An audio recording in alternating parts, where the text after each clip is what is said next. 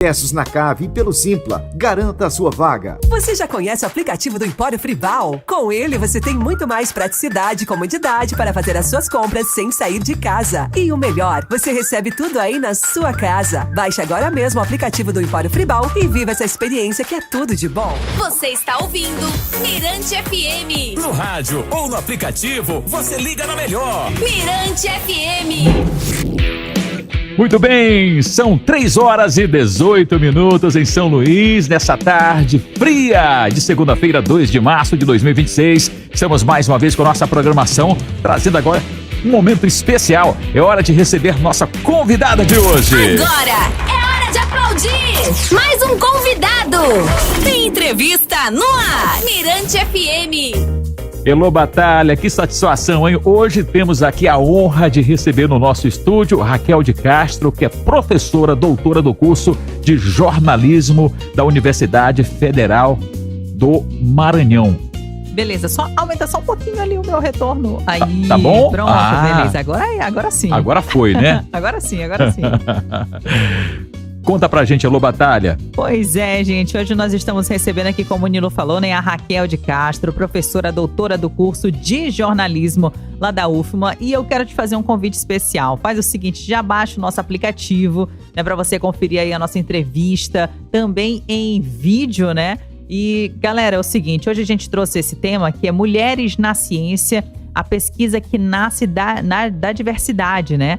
Eu primeiro gostaria de agradecer a sua presença aqui, Raquel. É uma satisfação muito grande trazer você para falar desse assunto tão pertinente, que é a diversidade, né, da mulher durante a pesquisa. Obrigada, Nilo, pelo convite. Um alô especial a todos os meus alunos, que a gente coloca no mercado e depois eles retornam para a gente, querendo manter esse vínculo. E me diz aqui uma coisa, você chegou no Maranhão não faz tanto tempo assim, mas ainda tem as suas raízes. Você é natural lá do Rio Grande do Norte? Do Rio Grande do Norte. A minha formação é na Universidade Federal do Maranhão, formação em jornalismo, o mestrado em estudos de mídia. Eu sou da primeira turma de estudos de mídia da UFRN. E depois fui para o mundo fazer doutorado. Fiz meu doutorado na UFPE e na Universidade da Beira Interior, em Portugal. E aí você chegou ao estado do Maranhão.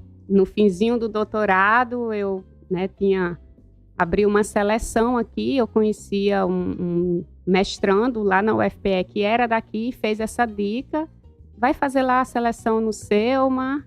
Eles estão precisando de doutores na área. Você também está terminando o doutorado. É interessante que tem experiência em sala de aula para fazer concurso depois. Quando a gente faz doutorado, é isso que a gente quer, né? É concurso para entrar nas universidades públicas e gratuitas do Brasil.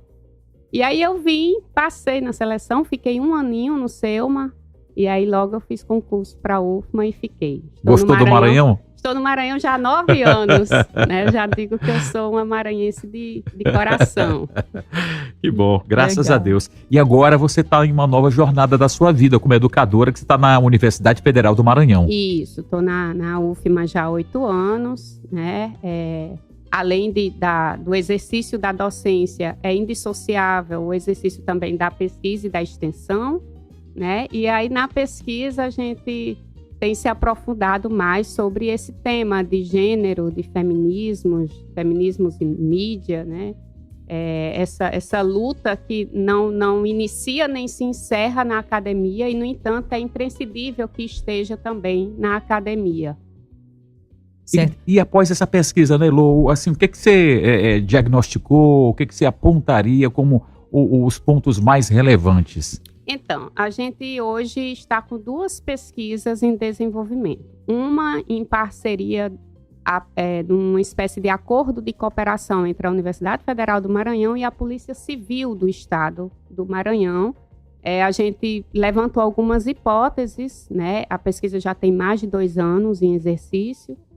E uma dessas hipóteses, e que estão sendo testadas, né, a partir de coletas de dados, é de que a mulher em situação de violência, quando ela decide procurar ajuda e entende que essa ajuda pode ser o Estado, um dos primeiros agentes estatais que essa mulher procura é a polícia, né? E aí a gente entendeu que não bastava as mulheres da polícia, as delegadas da polícia, serem educadas, né, e terem essa visão e essa percepção de que essa mulher precisaria de proteção e acolhimento, mas de que os homens que estão inseridos também nessas estruturas, nessas instituições, também tivessem, não que os policiais não tenham, mas que isso precisava ser ampliado para evitar a revitimização, para evitar que essa mulher sofresse uma segunda agressão quando procurasse o Estado, né? Então, a gente coletou dados, a gente já passou pelo período com todos os policiais civis, do delegado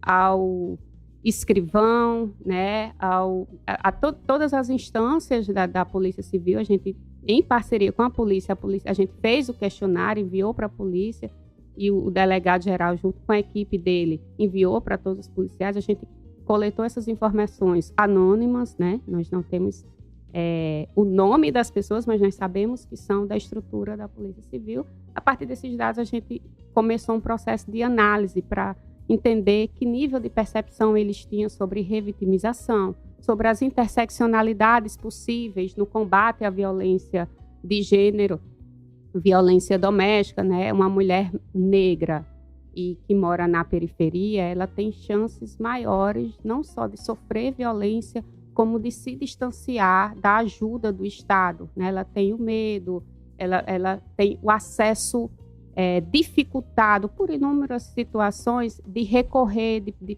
ir atrás dessa ajuda, né?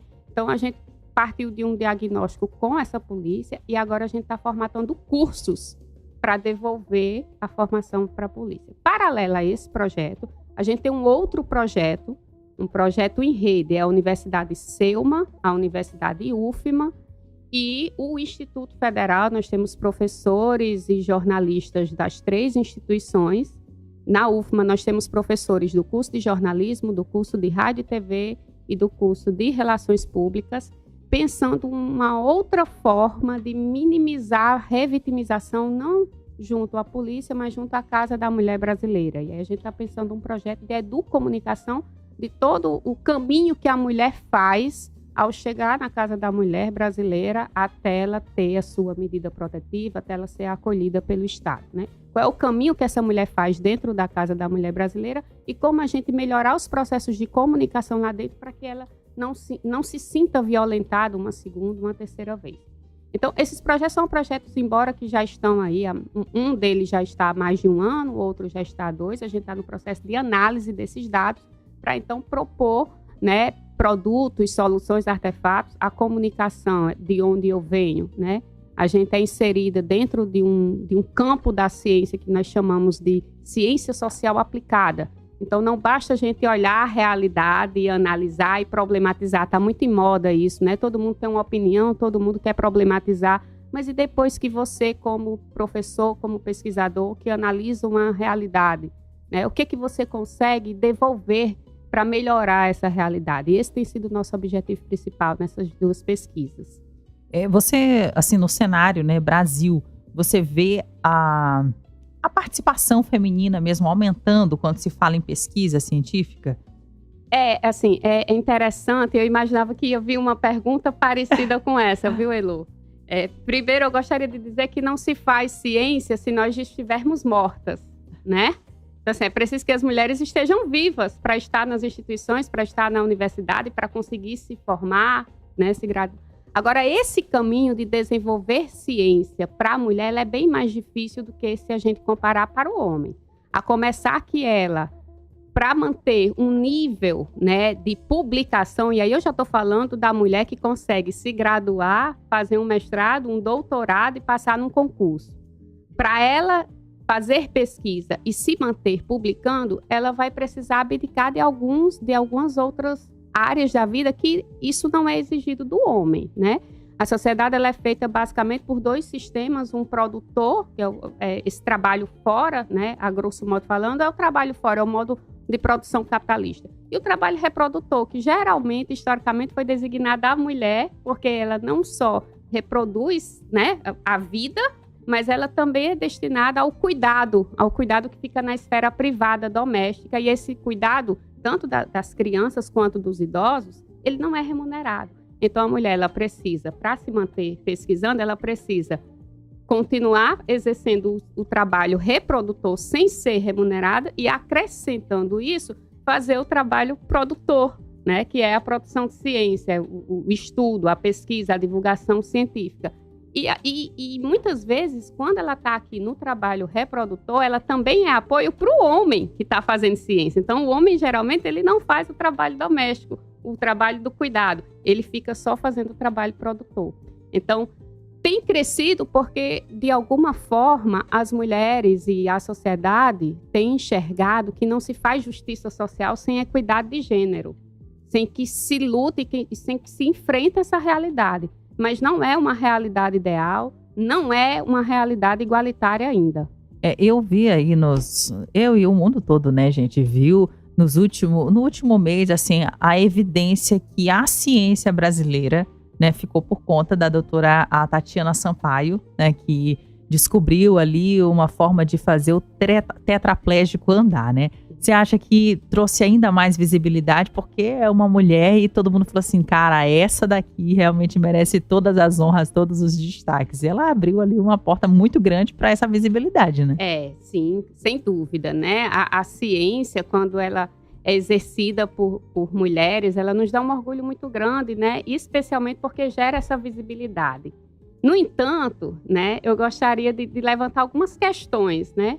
Na mesma semana em que é divulgado isso, o que sai nos principais meios de comunicação nacionais não é uma mulher desenvolvendo pesquisa e mudando a vida de muita gente. É sobre o corpo de outra mulher, né, influencer digital, que ia desfilar no carnaval, né? Fulana é a mulher mais importante do Brasil nessa era. Isso era véspera do carnaval, né? Além disso, né, de que sempre a mulher ela precisa se provar 2, 3, 4 vezes, né? Não foi a notícia da cura da tetraplegia que sai como a mulher mais importante e mais influente do Brasil naquela semana. É a história da influencer lá, que eu não vou dizer o nome aqui, porque ela tem muitos... Né, ela é uma personalidade de muitos seguidores nas redes sociais. E ainda isso, né? Mesmo que a professora Tatiane, tenha desenvolvido uma pesquisa com o arcabouço, a importância de mudança social, ela passou 20 anos tendo investimentos cortados na pesquisa dela. Inclusive, ela perde a patente internacional. Qualquer pessoa que queira fazer isso, o Brasil não tem... Ela tira do próprio bolso, e ela é de uma universidade federal, né? Ela tira do próprio bolso em algumas situações para manter a patente nacional, né? Mas a internacional ela perdeu por causa de cortes de investimentos na educação e na ciência.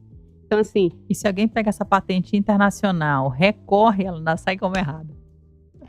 É provável, né? Assim, e quem faz ciência também sempre está disposto a esse risco, né? As suas descobertas, elas não são absolutas. Elas, para ser ciência, elas precisam, inclusive, estar abertas para serem retestadas, revisadas, né? Ampliadas, melhoradas.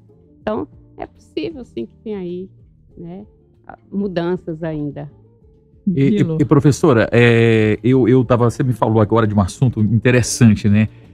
E aí entra a questão de avaliação de como a professora está formando novos jornalistas, vê uma situação como essa, né? Porque você me falou assim, olha, na mesma semana em que foi publicado, né, um assunto tão relevante, tão importante a nível mundial, né, como essa conquista, essa descoberta dessa pesquisadora, aí aparece um jornalista que publica uma coisa, sabe, totalmente na contramão do trabalho de jornalistas sérios. Como é que você percebe isso? Isso aí é algo que assim, assusta uma pessoa que está formando novos profissionais como você?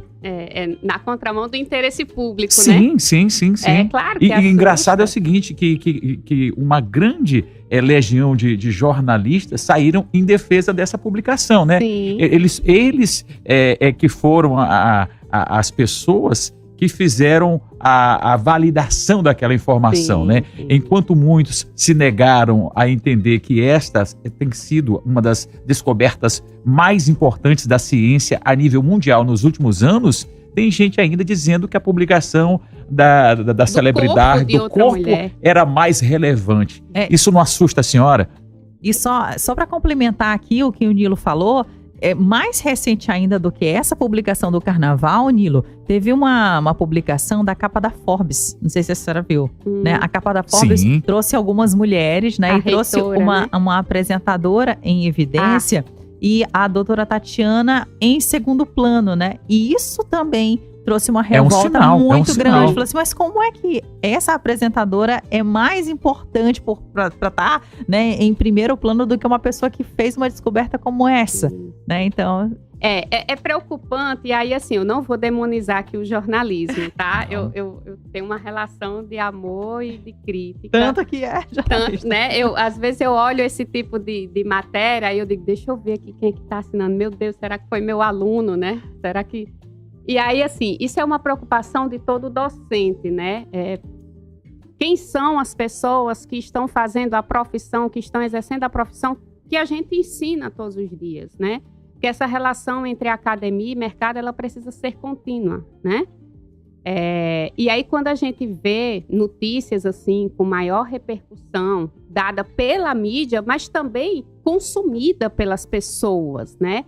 Eu tenho um aluno que ele trabalha aqui, inclusive, um ex-aluno, que ele dizia assim, professora, no dia eu faço uma matéria super, né, interessante, vou para a pluralidade das vozes, faço a investigação a fundo, mas no dia que eu escrevi, isso ele era estagiário, né, porque faz uns anos, ele disse, no dia que eu escrevi uma matéria sobre Bibi Perigosa, que era uma personagem de uma novela, bombou de visualização, né, e aí como é que a gente lida com isso? E aí a gente volta, né, para os ensinamentos do jornalismo. Tem uma pergunta que é feita em sala de aula e que a gente costuma se refazer. Por que as notícias são como são? Por que as notícias são assim, né? E aí tem muitas teorias da comunicação, do jornalismo, que vai dizer que as teorias são como são porque os jornalistas assim as determinam. É o jornalista quem é a última pessoa ali a escolher as palavras, o enquadramento. Aí tem outras teorias que vão dizer, não, é o mercado publicitário, né? São os patrocinadores que determinam o enquadramento ideológico daquelas notícias, né? Que a gente chama de linha editorial. E aí tem outras teorias que vão dizer, olha, as notícias são como são, inclusive esse tipo de notícia, né? Que valoriza mais o corpo, a objetificação de um corpo do que o desenvolvimento científico feito por mulheres. Na verdade, o que determina elas serem assim é uma junção de vários fatores. É o jornalista, é os patrocinadores, é o consumidor, é a sociedade. Então, isso é um problema generalizado, né? Que o professor sozinho não dá conta, mas também, sem ele, o problema não é resolvido. E é claro que assusta isso, porque, como eu disse, não é um problema só do jornalismo, é um problema da sociedade, né? Da sociedade que quer ver o sangue, né? E, no entanto, a gente não pode deixar também de responsabilizar o jornalista, que ele pode educar essa sociedade a não querer ver esse sangue. Então, o interesse público é um problema e uma solução de toda a sociedade, inclusive do jornalismo. É isso aí. Agora, voltando a falar, e a gente volta ao âmbito da pesquisa, né?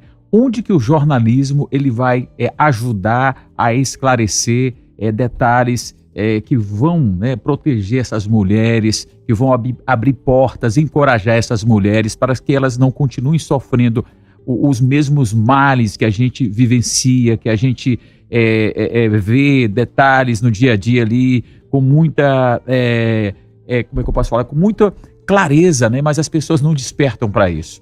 Não despertam, né? Olha, o jornalismo, eu tenho uma certa recorrência em ler os textos e fazer monitoramento de mídia, né?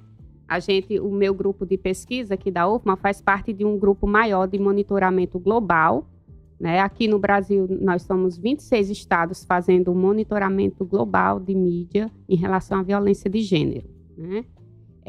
E a gente escolhe um dia D para todo mundo coletar. Vocês foram coletados, só que vocês não vão saber nunca, né? O que saiu naquele dia, que notícia saiu, que enquadramento, se aparece homem, se aparece mulher, quem é que fala, se aparece a idade da mulher, geralmente aparece a idade da mulher, é importante em notícias, para os homens não, né? Que tipo de história está sendo dada, que tipo de tempo está sendo dado para essas mulheres, enfim. E aí é feito um relatório, né, o GMMP, inclusive o relatório de 2025 saiu já, né, e é um relatório global. E o que a gente pensa sobre isso, né? Como é que o jornalismo poderia ser diferente em relação a isso? Porque mesmo com muitas mudanças, e eu digo isso com muita tranquilidade, né, e até um certo orgulho de ver ex-alunos meus produzindo matérias muito importantes para o enfrentamento à violência de gênero. E aí, então, a gente vê uma percepção de mudança, né, sobre esse tema. Mas, ainda assim, existe também, concomitante a isso, uma reprodução da violência de gênero nessa mídia, né, e de uma forma muito generalizada. Então, por exemplo, uma matéria que fala sobre um feminicídio, né, já existem jornalistas e empresas comprometidas em não mostrar aquela cena violência ou não reproduzir o rosto da mulher para evitar o sofrimento novamente dela, o sofrimento da família, né? E expor o rosto do agressor, do violentador, né? Mas ainda tem matérias, por exemplo, que insinuam que a mulher, após trair o marido, né, teve seus filhos mortos. Como se você trair alguém, né, fosse justificativa para alguém se sentir no direito de ser o dono da sua vida e da sua morte e então decidir quem vive e quem morre, né? Então, quando esse jornalismo reproduz, né, ou tenta justificar, a mulher estava drogada e por isso foi estuprada, ou a mulher foi encontrada morta em motel, como se ela estivesse no motel, fosse a justificativa para que ela fosse morta, e não é, né? Perfeito. E esse é um problema muito maior. É um problema que é anterior, inclusive, ao jornalismo, mas também atravessa, porque é um problema patriarcal. Eu costumo dizer que, como sinônimo de violência de gênero e, portanto, de violência doméstica, e aí cabe a diferença, a gente diz que a violência de gênero é doméstica porque, em sua maioria, é a mulher que sofre e no lar, né? O lugar mais inseguro para a mulher estar é no lar, é o marido, é o pai, é o tio que mata, que estupra, que violenta essa mulher, né? Mas antes dela ser violência doméstica de gênero, ela é uma violência patriarcal, porque isso determina que é o homem que está matando essa mulher, né? Não é qualquer pessoa. E aí esse problema ele é muito maior e ele é anterior ao jornalismo e precisa ser combatido em várias frentes, inclusive no jornalismo, mas não só, né? É preciso ser enfrentado na sala de aula, é preciso ser enfrentado no jornalismo, é preciso ser enfrentado nas demais organizações em que as mulheres não conseguem chegar aos lugares de liderança, mesmo com muita aptidão e racionalidade para desenvolver aquele cargo. E quando conseguem chegar naquela liderança, as determinações de comando dela não são respeitadas, né? A mulher que é muito incisiva vão geralmente adjetivá-la de uma mulher descontrolada ou de uma mulher que briga demais ou de uma... Quando é o homem, ele diz, não, tem o punho firme, o comando firme, né? Então, o jornalismo, infelizmente, ele reproduz isso quando ele revitimiza, quando ele violenta a segunda vez a partir do discurso, a partir das palavras, de justificativas que estão ali nas entrelinhas. Não precisa ser uma violência explícita. E o mais irônico disso tudo é que grande parte das pessoas que fazem isso também são mulheres, né? Também são mulheres. E essa é uma outra...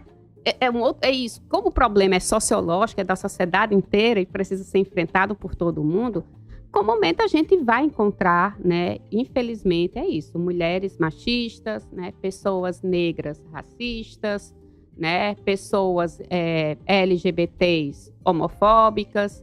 E por que isso? Porque eu acho que falta exatamente um letramento que pense que justiça social não se faz sem essas equidades, né? Sem esses direitos serem assegurados. Justiça social não se faz sem direitos assegurados para todas as pessoas, né? Então, sem esse letramento, a gente vai continuar reproduzindo, né? Conscientemente ou inconsciente. Perfeito. E aí, Elô Batalha, nós chegamos na conclusão aqui da nossa entrevista, que é mostrar o quanto que a sua pesquisa ela é relevante. Ela é um raio-x para que as pessoas consigam entender de fato o que está acontecendo, né?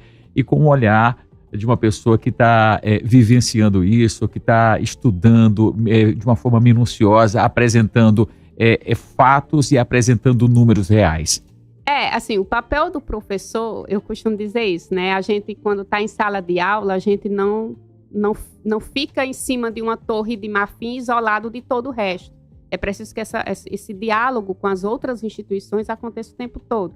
O papel do professor, especialmente de um professor que está na Universidade Federal, ele tem um compromisso social muito maior, uma responsabilidade maior, inclusive de desenvolver pesquisa, e desenvolver pesquisa é isso, é você olhar para dados, para intervir, para opinar, para construir conhecimento a partir de dados. E não ficar só na narrativa. E não ficar só na opinião, porque aí fica só na opinião, sem ser, né, respaldada pela pesquisa, porque aí fica uma guerra de narrativa, é a minha palavra contra a sua, é o meu achismo. Eu prefiro o picolé de limão e você prefere o picolé, sei lá, de chocolate. Né? E ciência não é isso, né? Ciência não é só opinião. A ciência, ela não nega a subjetividade humana, mas ela precisa encontrar ali um caminho em que a objetividade e a subjetividade humana construa uma verdade sociologicamente aceita. Perfeito. Gente, tivemos hoje a honra, o prazer de receber Raquel de Castro, que é professora, doutora do curso de jornalismo da Universidade Federal do Maranhão. Veio lá do Rio Grande do Norte para fazer história aqui no nosso estado. Elô, Batalha. Maravilha. Professora, nós gostaríamos de agradecer, né, a sua participação e perguntar se tem alguma rede social, se tem algum canal onde a gente pode acompanhar um pouco mais do trabalho da senhora, né, sobre essas pesquisas. Obrigada, Elô. Obrigada, Nilo. Geralmente, o MID, que é Mídia e Democracia, que é o grupo de pesquisa, linha de pesquisa a qual eu faço parte, ela está associada a um grupo maior que a gente chama GPCOM. Grupo... GPCOM. GPE-COM. Tá. Grupo de Pesquisa em Estratégias de Comunicação. E esse grupo tem parte de suas produções, né, de produtos e artefatos publicados na Rádio Híbrida, radiohíbrida.ufma.br. Além disso, assim, tem os nossos lads, né? A gente está sempre lá na UFMA também, né? Então, quem quiser entrar mais em contato, além do curso de jornalismo, né? Eu também posso ser encontrada no programa de pós-graduação em comunicação, né? Maravilha. Lá a gente estamos lá presencialmente todos os dias, tá? No PPG Compro, que é o nosso mestrado profissional em comunicação. Olha, eu sei que tem muito aluno ouvindo a senhora agora, muita gente que vai, né, ver também depois aí, com mais detalhes, essa sua participação, essa sua entrevista, que deixaria que recado para eles? O meu recado é que a gente, né, tem a esperança como norte de nossas vidas, né? Às vezes tratar de assuntos assim é muito difícil, são muito sensíveis, né, para nossa realidade, para o nosso dia a dia. A sociedade, a gente já vive uma vida muito difícil, de muita correria, de muito cansaço, né? Mas é importante que a gente entenda que há saídas, né? Há lugares em que a gente consegue, né, furar, né, os problemas e pensar soluções para ter uma vida mais decente como ser humano mesmo, né? Maravilha. Então, a mensagem é de que, gente, né, vamos segurar a mão de todo mundo, tem saída. Maravilha. Elô, Batalha. É isso, pessoal. Esse é o nosso Deixa Eu Te Contar aqui na programação da Mirante FM. Olha, se você está ouvindo a gente, tem sugestão de pauta, quer ver alguma entrevista especial, manda aqui pra gente no nosso WhatsApp 991619696. Deixa Eu Te Contar até às 5 da tarde. Mirante.